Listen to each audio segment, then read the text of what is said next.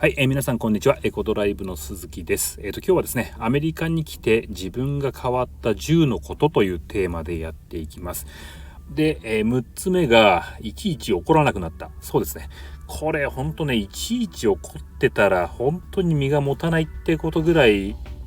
ろんなことが巻き起こるんですね、海外にいると。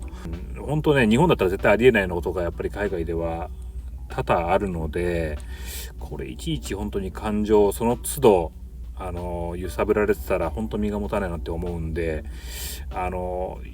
っとしたことは本当にね起こらなくなりましたね。はい。で7個目、契約時に契約書をしっかり読むようになった。そうですね、やっぱりねこれ契約書が全てなんですよ。なので下手すると本当変な契約書にサインしちゃうとシャレにならないことになっちゃうんで、やっぱりねその自分の身を自分で守んなきゃいけないっていうことで、一体自分がこれから何にサインをするのかというのをですねしっかりとやっぱり分かってサインをするようになりましたね。なんか日本にいる時はもう当たり前のように契約書が出てきて、当然これ裏書き読む人なんて結構少ないんじゃないかなと思うんですけどね、ある程度その人だったりその会社を信用してしまって、サインをすると、その変な契約書にサインさせないだろうっていうふうに思うじゃないですか、日本にいると。でもそれがね海外に行くとその普通っていうのがないので、ね、自分が一体何にサインをするのかっていうのはしっかり分かった上でサインをするっていうのが結構大事だなと思って、必ず読むようになりました。はい。で8個目、企業検索から人検索に変わった。これね結構思うんですけど、日本にいる時ってやっぱりCM とか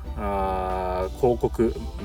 雑誌なんかの広告がやっぱり多くて、どうしてもねやっぱり企業の宣伝っていうのが目に入ってくるんですよね。なので、なんか例えばじゃあ車欲しいなとかねパソコン欲しいなって思った時に人の顔を思い浮かべるというよりかはやっぱりその会社を思いつく。で会社に思いついて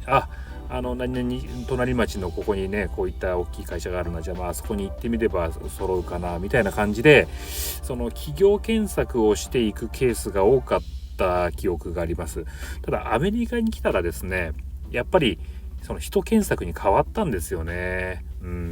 例えばそのパソコンが欲しいとかですね、保険について、知りたいなと思ったら、その広告を見るというよりかは、確か知り合いで保険会社に勤めてる人いたなとかですね、知り合いで電気会社に勤めてる人いたなとかです。でそういう人がいなくても、ちょっと自分の知り合いでちょっとね人脈が結構あるような人がいる場合に彼に聞いてみて、誰か紹介してくんないみたいな、ことで、その詳しい人に聞くみたいなですね、そういう感じに変わったかなと思いますね。でこれは多分何ですかね、その国による違いなのかコミュニティによる違いなのか、ちょっとそこがね分かんないところではあるんですけど、結構ねその村感覚かなと思いますね。やっぱりその騙され合うみたいなところが結構あるんですね。その日本に比べるといろんな文化もあるしいろんな人がいるので、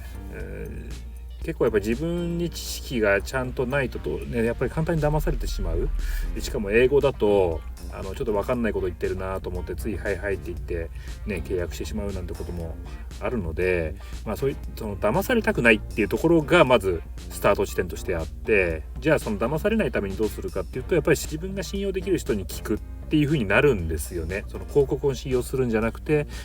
自分が知ってる人に聞くっていう風にまずなると。でその人に聞いてみて、でその人が分かんなくても知ってる人がいるから紹介してもらうみたいな。なのでその企業検索から人検索に変わったっていうのはそういったところがあるかなと思います。で、9つ目が移動距離の距離感がバグったそうですね。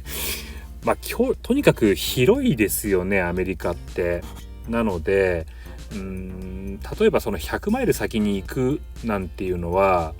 結構普通だったりとかするんですよ。なので100マイル先に行くんだと、例えばね高速使っていくんですけど、高速乗ったら大体80マイルぐらいのスピードで行くわけじゃないですか。そうすると、100マイル先の地点に行くためにはなんとなく1時間半ぐらいだったら行くかなみたいな感じで車に乗ったらですね、でそうするとじゃあ午前中そこに行ってね用を済まして午後帰ってこようかなみたいな感じでパッと思うんですけど、よくよく考えるとですね、100マイル先ってキロにしたら160キロ先ですよね。で160キロ先に行くってね、例えば日本で車で行くって言ったら結構ありますよね。高速でも言っても80キロっていうことは50マイルですよね。80キロ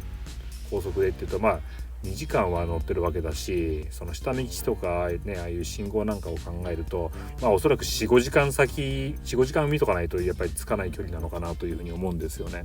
そうすると丸1日ですもんね、日本だとね。だからアメリカに行くとやっぱり車社会っていうのもあるし、スピードが違うっていうのもあるし、